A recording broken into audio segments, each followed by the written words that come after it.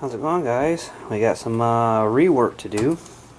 Pretty much since we put this rack and pinion in here, now I have to mock up all the steering stuff again.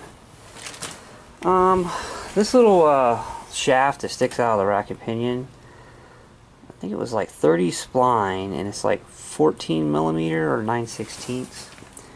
And I looked and looked and looked just for a piece, you know, kind of like what I made here, to fit on there, and I couldn't find anything.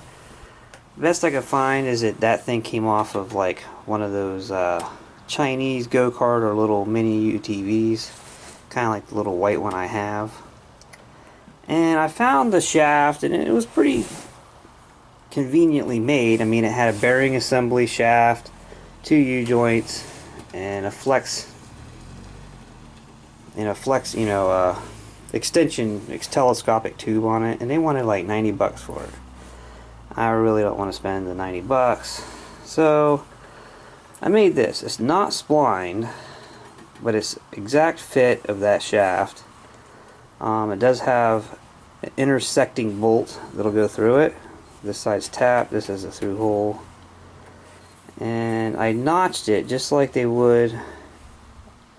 You know, I notched part of this bar right here, so it gives it the ability to crimp. I did mess up a little bit, but it should be kind of a benefit as well. This intersecting bolt, pretty much the bottom of this, I didn't go quite deep enough. If it would have been like another 50 thousandths deeper. But anyways, the bolt doesn't, there's a little bit right here I got to take off of this. I'll have to grind a little bit off of that for that bolt to go through, but that'll make it so that if it does strip or come loose, it'll still have steering, because this won't be able to turn, you know, without, you know, running into the bolt itself, you know, and in turn turning this. So anyway, it'll be kind of a default, but I don't think it'll. This is I made this out of soft metal. Matter of fact, this was harder metal, this was soft. I kind of had a hard time welding it. I welded it up and it cracked because of the cool down. This different expansion rates. But I went around it again, and I think it's going to be just fine now. It didn't crack all the way around, it just kind of had like a hairline crack right here and here. I went all the way around it again. Cutting that notch after the fact. Cutting these notches was kind of dangerous, but there it is. This right here is milled to fit this expansion, or telescopic. See there, it's kind of getting longer. It's made to fit in, well, not that end. It's made to fit in this end, and then that'll bring us up like that. And then I have, sorry about the bad camera work here, flying around everywhere. This right here was cut off the end of that steering column right there, and this will fit the other end of this thing. So pretty much I just gotta make a shaft that goes up now. I already kind of started on it. Basically I just stopped to show you guys what I was up to. But I turned the shaft. This is a piece of DOM tubing, actually. There's a little 1/4 inch hole in the end of it. DOM tubing. Turned this so that it slip fit through here. I did give it a little bit of extra slip fit just so that when I weld this, I mean, but this is pretty thick stuff, so it shouldn't really distort too much, but you know, just in case it does, there is a little extra. There's about 5 thousandths a side, 10 thousandths altogether slip, you know, being able to slip through. If I gave it any more than that, then it would have had play. But anyway, the next thing I need to do is get some of this stuff down in here and figure out how long these pieces need to be. Alright, so I got all that stuff in place down in there. Got that little piece I cut off that steering column in there. I got a bolt kind of started in there. This is a standard bolt, so I just started the thread on it just to hold it in place. Yeah, that's what we got.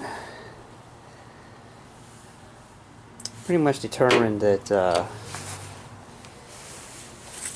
this thing basically just needs cut in half. And I also made these. Pretty much what these will do, these little rings here, is that after I get it all in place, this welded in place and that, these will slide up on here and weld to this to hold the whole thing together so it doesn't pull apart or compress apart. You know, like, see how that's moving? That'll lock them in place. It'll never be able to come apart afterwards. Kind of thinking I'm just going to drill a hole in here so that way I can put penetrating oil or something like that somewhere at the top of the column so it can run down in. But I'm not going to do a grease fitting because there's just not enough space inside of it for the grease to travel around in it. So I think just an oiling hole would be nice. I could put whatever liquid oil down in it. This thing needs cut down in half, and then I got to drill this right here out to be able to fit this.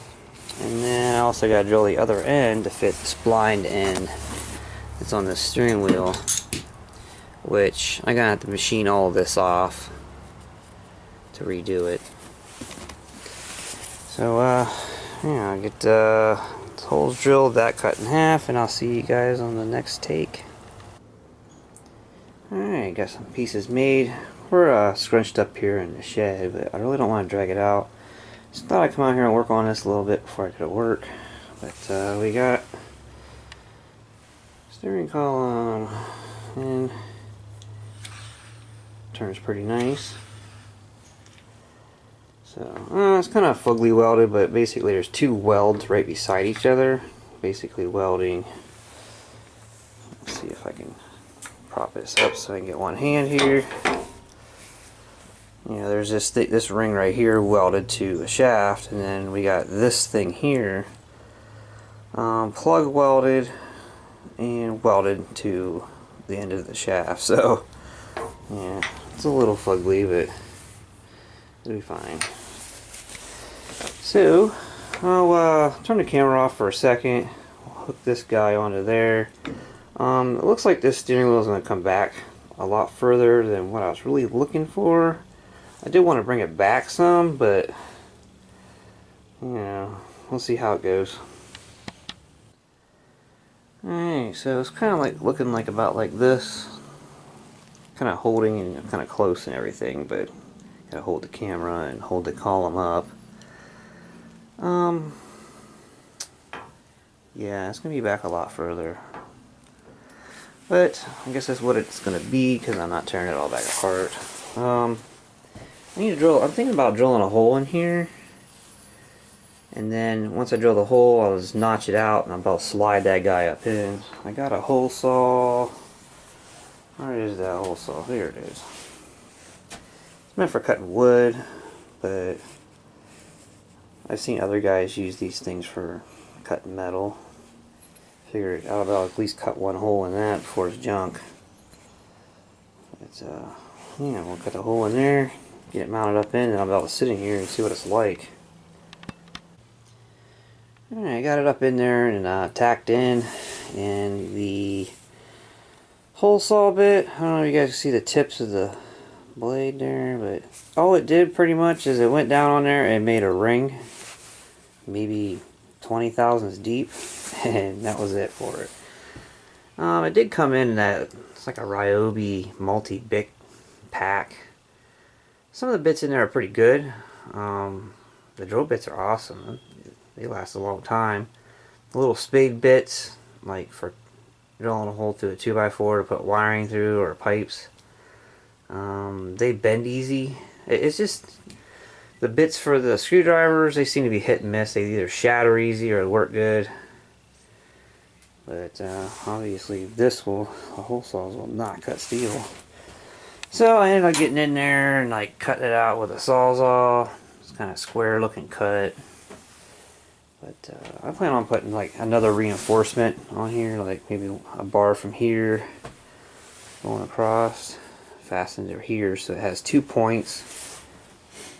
I I ended up actually taking the steering wheel back some. I got in this thing and sat in it and kind of positioned this around, and I found myself finding more comfort with it back even a little bit further. So it's kind of good that I made it longer. You can see here it's pulling up out of the telescopic tube a little bit. The steering wheel does seem to be a little bit high, but I really couldn't tweak it, you know, bring it down anymore, because it would have put this joint here on too much of a bind. Right now it's not tightened down to the rack, so it's just free turns. I don't want to turn it too much because I don't want to gulp that all up down there and wallow it out any bigger. But as far as it goes, it likes the, you know, positions that it has. Alright, I put a extra support in here, so it has 2 points, so it's not, you know, flexing and bending around. And I need to put my rods in the oven for a little bit and get the moisture out of them. Just had a little bit of trouble with them. This one here, I actually kind of got to figuring out, like, well, I figured it out a long time ago, but you short it, let the rod get nice and hot, and then take it off and let it sit for a couple minutes, and you go back, and then you can get, you know, it operates properly. But them rods been out here in the shed all winter, soaking up moisture. But and also, you know, remember how I had that big gaping thing here? I put a piece in there and filled it in. It's not the prettiest either, but had a lot of filling because I had to cut that out square, you know, to get it in there. But that is never going to break. I still got to go back when I'm all, you know, done mocking this thing up and weld stuff up. But I figured that's pretty much done. Might as well just fix it up so it's done. I need to get, I think the next thing I'm going to do, probably on the next video, is work on putting some kind of dash in here, or at least the framework of it. Because I'll get the dash in, and I'll maybe get the gear shifter for the reverse in there. And I